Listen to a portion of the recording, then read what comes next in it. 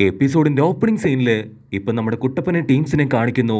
ടമരി ആവട്ടെ താഴെ ഇരുന്ന് ഒരുപാട് ബുദ്ധിമുട്ടി ആ ഒരു റിമോട്ട് മരക്കട്ട അതെങ്ങനെയൊക്കെയോ ഇപ്പൊ നീക്കം ചെയ്യും.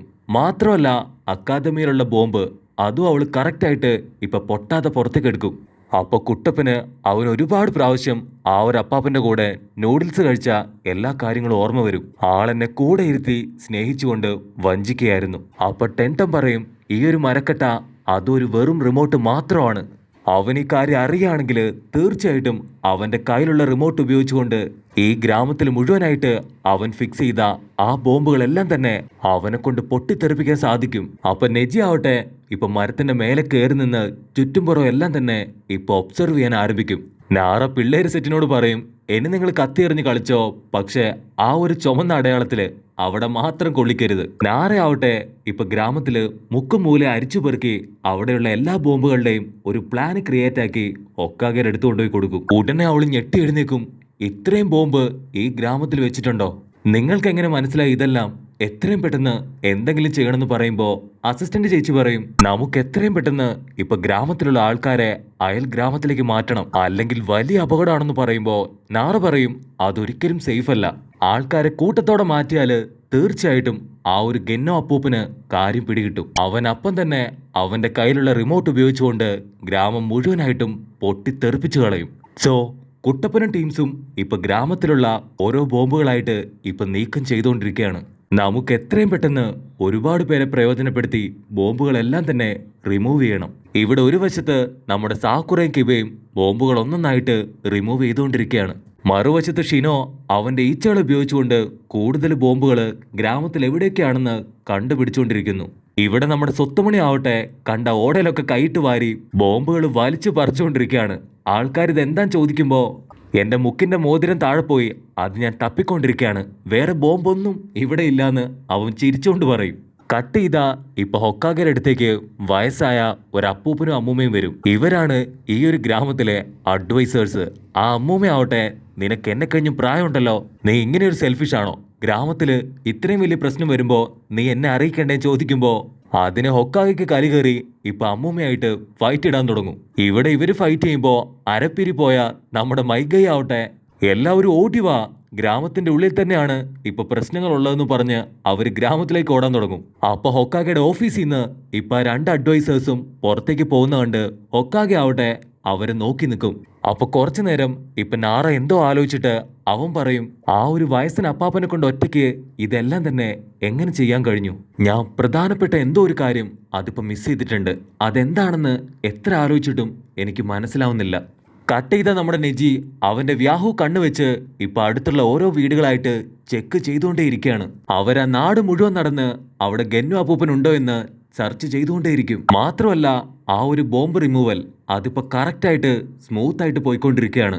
അതേസമയം ആ ഒരു അപ്പാപ്പനും അമ്മൂമ്മയും അവർ രണ്ടുപേരും ഇപ്പൊ ഗ്രാമത്തിന് പുറത്തേക്ക് എന്തോ ഒരു കാര്യം പരസ്പരം പറഞ്ഞുകൊണ്ട് മുൻപോട്ട് പോകും. അപ്പൊ ഗ്രാമത്തിന്റെ ഏറ്റവും അറ്റത്തായിട്ട് പഴയൊരു ഷോപ്പിംഗ് കോംപ്ലക്സിലേക്ക് അവർ രണ്ടുപേരും ഇപ്പൊ കയറി വരും. അവരവിടെ സെർച്ച് ചെയ്യുമ്പോൾ അവർക്ക് കറക്റ്റായിട്ട് ഒരു പേപ്പർ ബോംബ് കിട്ടും. അതിലെന്തോ ഒന്ന് ഡിഫറെൻ്റ് ആണെന്ന് മനസ്സിലാക്കിയിട്ട് അവരാവട്ടെ ആ ഒരു പേപ്പർ ബോംബ് ഇപ്പൊ ഹൊക്കാഗയ്ക്ക് കൊടുക്കും.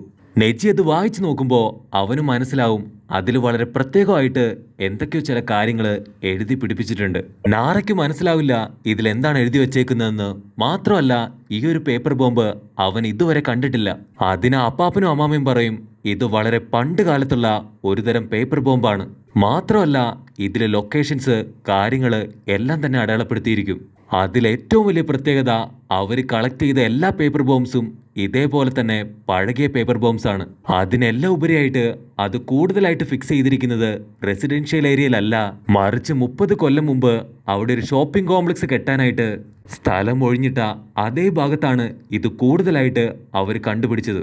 അപ്പോഴായിരിക്കും ഹൊക്കാഗയ്ക്ക് മനസ്സിലാവുക എന്തുകൊണ്ട് ഈ ബോംബ് 30 വർഷങ്ങൾക്ക് മുൻപ് സ്ഥാപിച്ചതായിക്കൂടാ. ബ്ലൈൻഡ് ഫോൾഡർ ആയതുകൊണ്ട് തന്നെ ഇത്രയും കാലമായിട്ടും ഈ ബോംബുകൾ ആരുടെയും കണ്ണിൽപ്പെട്ടില്ല. അങ്ങനെയാണെങ്കിൽ തീർച്ചയായിട്ടും 30 കൊല്ലം മുൻപ് സ്ഥാപിക്കപ്പെട്ട ഈ ഒരു ബോംബുകളെല്ലാം തന്നെ ആക്ടിവേറ്റ് ചെയ്യാനാണ് ഇപ്പൊ ഗന്നോ അപ്പൂപ്പൻ ശ്രമിച്ചുകൊണ്ടിരിക്കുന്നത്. അത് കേട്ട് നാറ ഒരു മിനിറ്റ് ഷോക്കായിട്ട് 30 വർഷോ എന്ന് ചോദിച്ച് അവൻ പുറത്തേക്ക് ഓടാൻ തുടങ്ങും.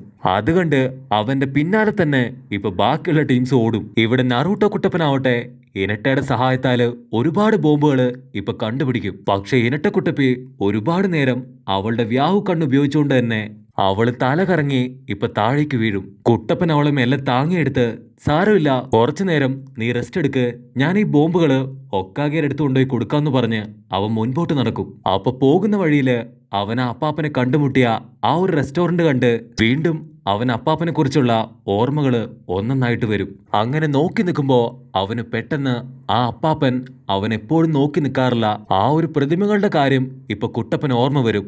അവൻ ഓടി ആ ഒരു സ്റ്റാച്യു ഉള്ള ബിൽഡിങ്ങിനുള്ളിൽ കയറി അകത്തേക്ക് പോകുമ്പോ അവിടെയും ഒരുപാട് ബോംബുകൾ വെച്ചിട്ടുള്ളതായിട്ട് അവൻ കാണും. അപ്പൊ അതിന്റെ ഉള്ളിൽ നിന്നായിട്ട് ഇപ്പൊ ഒരു ശബ്ദം കേൾക്കും. അങ്ങനെ ഒടുവില് നീ എന്നെ കണ്ടുപിടിച്ചല്ലേ. കുട്ടപ്പൻ പേടിച്ചു വരച്ച് ഇപ്പൊ ചുറ്റും നോക്കുമ്പോ അത് മറ്റാരുമല്ല ആ ഒരു ഗന്നോ അപ്പൂപ്പൻ. നീ എന്റെ സത്യങ്ങൾ മുഴുവൻ തിരിച്ചറിഞ്ഞു, അതുകൊണ്ട് ഇനി നിന്നെ ഞാൻ പുറത്തേക്ക് വിടില്ല എന്ന് പറയും. അതേസമയം നാറയാവട്ടെ ആ ഒരു ചീഫ് കാർപ്പൻറ്റർ ആളെ പോയി കണ്ട് 30 കൊല്ലം മുൻപ് ഷോപ്പിംഗ് കോംപ്ലക്സിന്റെ പണി അതാരാണ് ചെയ്തതെന്ന് ചോദിക്കും. അതിന് ചീഫ് പറയും അത് മറ്റാരുമല്ല ആ ഒരു ഗന്നോ അപ്പൂപ്പന്റെ ഫാദറാണ് ചെയ്തത്. അത് കേട്ട് നാറ പറയും അന്നത്തെ എന്തെങ്കിലും ഒരു റെഫറൽ അതെങ്ങനെയെങ്കിലും എനിക്ക് കണ്ടെത്തി തരണം, കാരണം അത്തരത്തിലുള്ള ഒരു പഴയ റെഫറലുമായിട്ടാണ് വീണ്ടും ഗന്നു അപ്പൂപ്പൻ ഇപ്പൊ ഗ്രാമത്തിലേക്ക് വന്നത്. അതുകൊണ്ട് തന്നെ തീർച്ചയായിട്ടും 30 കൊല്ലങ്ങൾക്ക് മുൻപ് ആളും ഈ ഗ്രാമത്തിലേക്ക് വന്നിട്ടുണ്ട്. കാരണം ഇൻവെസ്റ്റിഗേഷൻ വന്നാൽ തീർച്ചയായിട്ടും അവനെയും അവന്റെ പപ്പയെയും പിടികൂടുമെന്ന് അവൻ ഉറപ്പാണ്. അതുകൊണ്ട് അവൻ ആദ്യം ആ ഒരു റെക്കമെൻഡേഷൻ ലെറ്റർ ഇവിടുന്ന് അടിച്ചു മാറ്റി. പിന്നീട് ഗ്രാമത്തിൽ മുഴുവനായിട്ടും ഒരുപാട് ബോംബുകൾ വീണ്ടും സ്ഥാപിച്ചു. ഇവിടെ കുട്ടപ്പൻ ദേഷ്യപ്പെട്ട് ചോദിക്കും, നിങ്ങൾ എന്തിനു വേണ്ടിയാണ് ഇങ്ങനെയൊക്കെ ചെയ്യുന്നേ? ഇതൊക്കെ തന്നെ ഇപ്പൊ ചെയ്തു കൂട്ടുന്നേ. അതിന് അപ്പാപ്പൻ പറയും, ഞാൻ ജനിച്ചത് ഒരുപാട് വർഷങ്ങൾക്ക് മുൻപ് ഹീലാൻഡ് എന്ന് പറയുന്ന ഒരു ചെറിയ ഗ്രാമത്തിലാണ്. അതേസമയം ഇവിടെ നാറയും കണ്ടുപിടിക്കും ആ ഒരു അപ്പൂപ്പൻ ഏത് ഗ്രാമത്തിൽ നിന്ന് വന്നതാണെന്ന്. അത് കേട്ട് ഹൊക്കാഗ പറയും, ഈ ഒരു ഗ്രാമം അത് മുഴുവനായിട്ടും ഇതിനോടകം നശിച്ചു കഴിഞ്ഞു. വർഷങ്ങൾക്ക് മുൻപ് ലീഫ് വില്ലേജുമായിട്ടുള്ള പോരാട്ടത്തിലാണ് ആ ഒരു ഗ്രാമം അപ്പാടെ തന്നെ ഇല്ലാതായി തീർന്നത്. നാറ വീണ്ടും കൂടുതൽ കാര്യങ്ങൾ അവിടെ ഉണ്ടായിരുന്നൊരു ബുക്കിലൂടെ അവൻ മനസ്സിലാക്കിയെടുക്കും. അപ്പൊ ചീഫ് കാർപ്പൻറ്റർ ആവട്ടെ ആളുടെ കയ്യിലുണ്ടായിരുന്ന ഒരു 30 വർഷം പഴക്കമുള്ള മറ്റൊരു ബുക്ക് ഇപ്പൊ നാറയ്ക്ക് കൊടുക്കും. അതിലെഴുതിയിരിക്കുന്ന അവൻ വായിക്കും. അതില് 30 വർഷത്തിന് ശേഷം ആ ഒരു ഗ്രാമം അത് തോറ്റുപോയിട്ടും അവിടെ ബാക്കിയുണ്ടായിരുന്ന ഒരുപാട് ആളുകൾ ചേർന്ന് വീണ്ടും ലീഫ് വില്ലേജിനെ കൗണ്ടർ അറ്റാക്ക് ചെയ്യാൻ തീരുമാനിച്ചിരുന്നു. അപ്പോൾ അതേ സമയത്ത് തന്നെയാണ് ലീഫ് വില്ലേജിലേക്ക് പുതിയതായിട്ട് കാർപ്പൻറ്റേഴ്സിനെ എടുത്തുകൊണ്ടിരുന്നത്. സാൻഡ് വില്ലേജിലെ അത്ര പ്രമുഖനല്ലാത്ത ഏതോ ഒരു കാർപ്പൻറ്റർ ആരുടെയോ റെക്കമെൻഡേഷനുമായിട്ട് അന്ന് ഗ്രാമത്തിലെത്തി. ആളുടെ വർക്ക് ആവറേജ് ആയിരുന്നിട്ട് പോലും റെക്കമെൻഡേഷൻ ലെറ്ററിന്റെ ബേസിൽ ആളെ ജോലിക്കെടുത്തു. അത് മറ്റാരുമല്ല, സാക്ഷാൽ ഗന്നോ തന്നെയാണ്.